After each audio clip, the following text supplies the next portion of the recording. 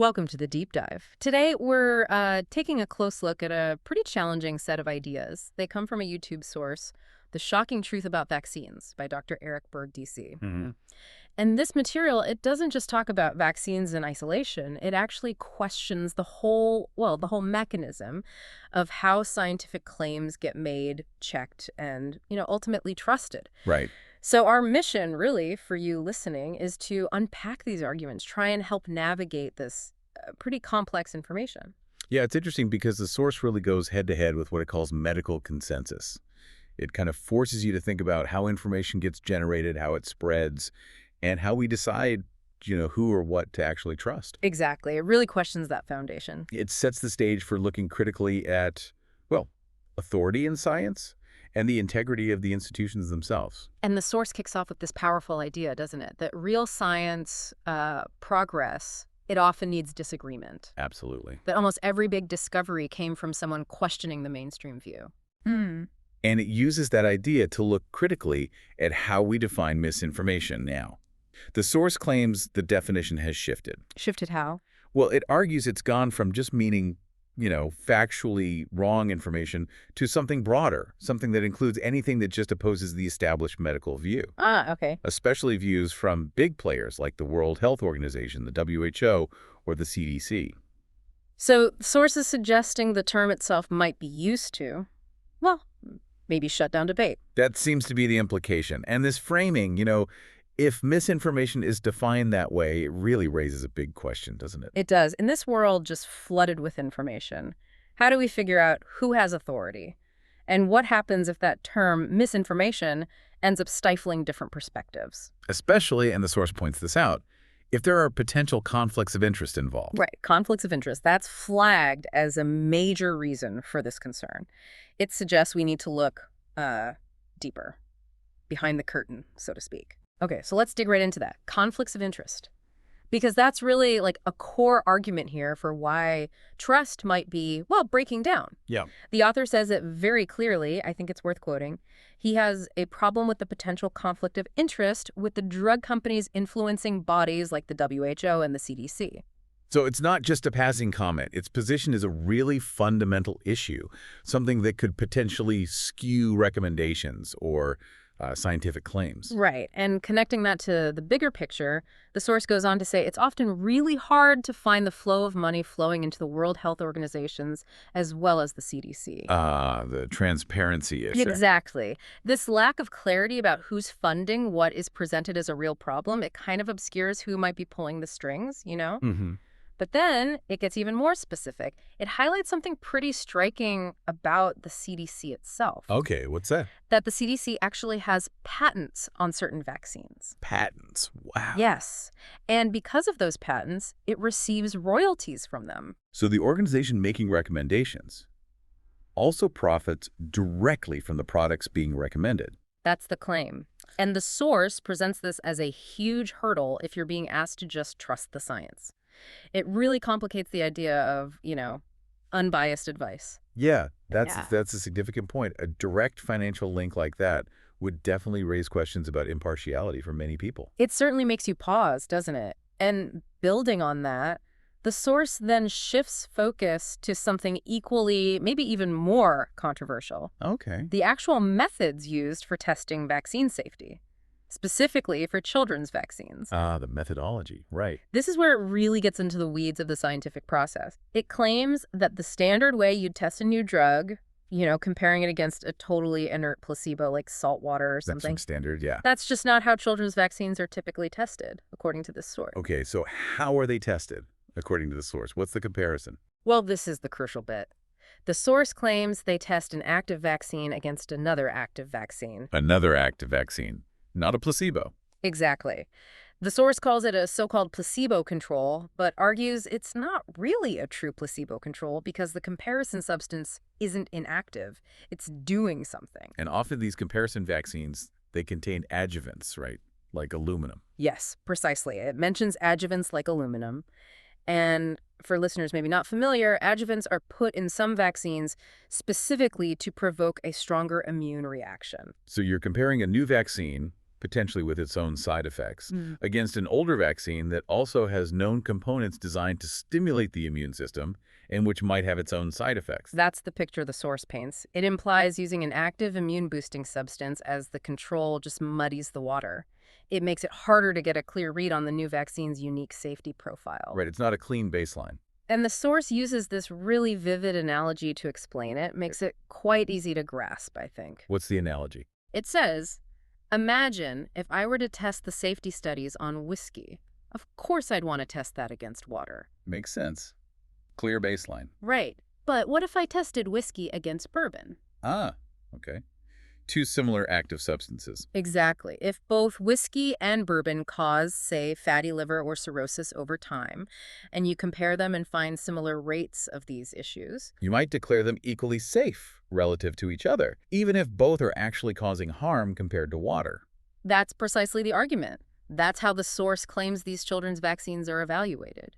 It suggests we might only be seeing relative safety, not absolute safety, against an inert baseline. It's a powerful analogy and raises a really important question about this method. Right. What's the justification given for not using a true placebo in kids?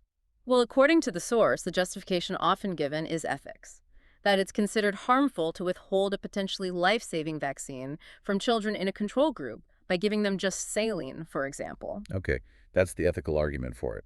But how does the source counter that? It counters by asking, basically, how can you really truly test the safety and effectiveness of something if you're looking at the relative safety of an active vaccine to another active vaccine with adjuvants? It says this approach just muddies the water to this whole safe and effective claim. It pushes back hard, asking if we're really getting clear answers about safety this way. So it's questioning whether the chosen method, even if ethically motivated, actually allows for a proper assessment of absolute risk versus benefit. Exactly. Are we just comparing risks rather than identifying them against a true baseline? That's the core question raised. It's a serious challenge to the methodology. It is. And it leads naturally to the next point the source brings up, history. Have there been other drugs, ones widely considered safe and effective by everyone, that later turned out, well, not to be? Ah, the historical precedence argument. Yeah. And the source says the answer is a big fat yes. It gives several examples to suggest that initial safety claims aren't always, the final word. Right. These examples aren't just anecdotes. The source uses them to argue that safe and effective isn't some permanent stamp, that the systems we rely on for approval might have blind spots, or maybe they can be influenced by things other than pure science over time. It forces a reevaluation. So what are some of these examples? Well, Vioxx is a big one mentioned, a painkiller, right? The source attributes 60,000 excess deaths to it before it was eventually withdrawn after years on the market. Wow, 60,000. That's huge. Yeah. And there's Paxil, an antidepressant. Also considered safe and effective, the source says, until they found out it really spiked self-harm incidents. Leading to massive lawsuits, wasn't it? Yes, the source mentions the company being sued for $3 billion. Those are pretty stark examples. Are there others? The source also brings up things like trans fats. Remember those? Oh, yeah. Everywhere for decades. Right. Used widely in food for maybe 90 or 100 years, the source estimates, before the significant health risks became widely accepted and they were phased out. And asbestos, too, right? Yeah. Once hailed as a miracle material. Exactly. Now known as a deadly carcinogen. And the source adds another layer here, questioning certain safety labels. It mentions the GRAS designation, generally recognized as safe. Okay. It claims that in some instances, this designation is actually controlled by the industry itself, like not even an independent FDA review at all. Really? Industry self-policing on safety. That's the claim. Yeah. Which, if true, would certainly blur the lines of independent assessment even further, wouldn't it? Absolutely. So if these initial claims of safety can change, and maybe the processes have issues, what about the data itself? The research data behind these claims? Well, that's the next big area source tackles. Transparency, or rather, the lack of it. Okay. It highlights what it sees as major problems with accessing the raw data from scientific studies. The claim is pretty blunt when research is done, particularly sponsored by large companies. Like Big Pharma, as the source puts it. Yes. When Big Pharma does a study, the source alleges the raw data that research is based on is not openly disseminated. It's withheld. Withheld, so not available for other scientists to check. That's the implication. Kept confidential, Right. which creates, a barrier to independent verification. That seems fundamental if you can't see the raw numbers. Exactly. The source asks, quite directly, how do we know that the summary of that data that ends up in some research project is not minimizing the harms and maximizing the benefits? Right. How do we know if we only see the summary? And the source's answer is stark. We can't know that until it's subpoenaed. Subpoenaed. So basically only through legal action. That's what's suggested, which, Yeah. for you listening, isn't just some technical detail about research. It hits at the core of trust. Yeah, it really challenges whether the evidence base we rely on for making health decisions is actually complete and unbiased. Could the foundation be built on like a curated version of the data? That's the concern being raised, an incomplete picture. And this ties into another huge point the source makes, doesn't it? Something that really stopped me in my tracks. Let me guess. Unpublished studies. Inco. The issue of studies that get done that never see the light of day. Did you see the statistic the source cites? I did. It claims that 87% of all big pharma-sponsored studies are unpublished. 87%. I mean, if that's even close to accurate, that is staggering. It paints a really concerning picture of the research landscape, doesn't it? Suggests a potentially massive systemic bias in what gets published versus what stays hidden. And the implication the source draws is pretty clear. Yeah, it suggests that if a study doesn't turn out maybe how they want it, they don't have to publish it. So the negative results, the inconvenient findings, they could just disappear. Potentially. And the source argues that companies could then just publish the positive studies. And those positive studies then become the basis for everything else. Right. For new health guidelines, Wow. for how doctors perform medicine, the whole edifice built on, potentially, just the good news. Yeah. Well, it makes you question everything if that's happening systemically. And the source puts it very directly. How are we supposed to trust the science when we can't get all of the science? It's a fundamental challenge, isn't it? If you're only seeing part of the data, how can you make a truly informed decision? Exactly. It questions the very foundation of evidence-based practice if the evidence itself is potentially incomplete or skewed.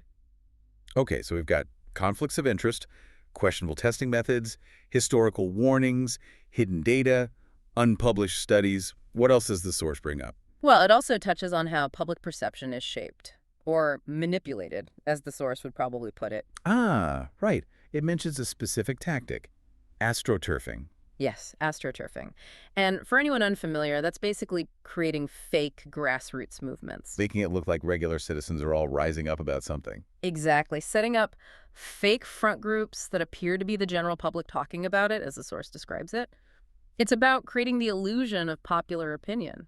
To support a particular agenda, presumably? Right. A sophisticated PR tactic to make it seem like there's widespread, organic support or opposition, when really it's a coordinated campaign. Does the source give examples of groups it claims are doing this? It does. It lists several names that, sound quite positive on the surface, like Citizens for Patient Safety, Sounds perfectly reasonable. or Partnership to Protect Patient Health. Another one, America Action Network, and Doctors for America. Okay. And the claim is these aren't genuine grassroots groups. The source alleges that many groups like these are coordinated to put various PR campaigns out. Basically, engineering public opinion behind the scenes. And then it brings up RFK Jr., right? What's the connection there? Yeah, it mentions Robert F. Kennedy Jr., describing him as an attorney who went after corrupt big pharma corporations and sued them for billions of dollars. So holding corporations accountable. That seems to be the context, suggesting that this kind of independent legal challenge against powerful entities is what's needed to counter these alleged manipulative tactics and conflicts of interest. Interesting positioning. So pulling all these different threads together, conflicts of interest, the testing methodology, the history, the hidden data, the PR tactics, what's the final conclusion the source reaches? Well, it culminates in a really powerful, almost provocative statement. It says, we don't really have a science problem. We never did. We have an ethics problem. Wow.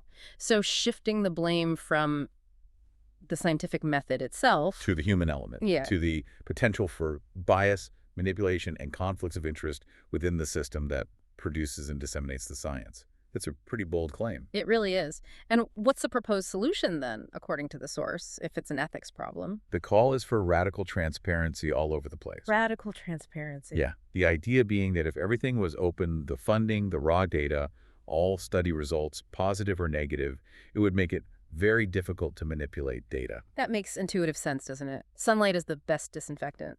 For those of you listening who've maybe wrestled with these questions of trust in science, that call for transparency probably resonates. It certainly suggests a need for a fundamental shift in how scientific information is handled, shared, and scrutinized. Not just minor tweaks, but a real overhaul. Indeed. Wow. This deep dive has definitely given us a lot to process. For sure. It really encourages looking beyond just the headlines, doesn't it?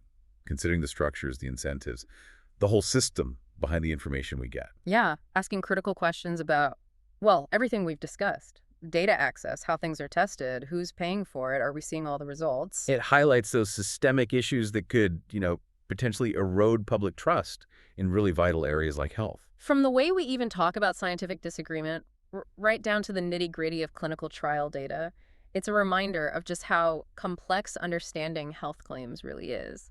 You need the full picture. Absolutely. So maybe a final thought for you, our listener, to take away and think about.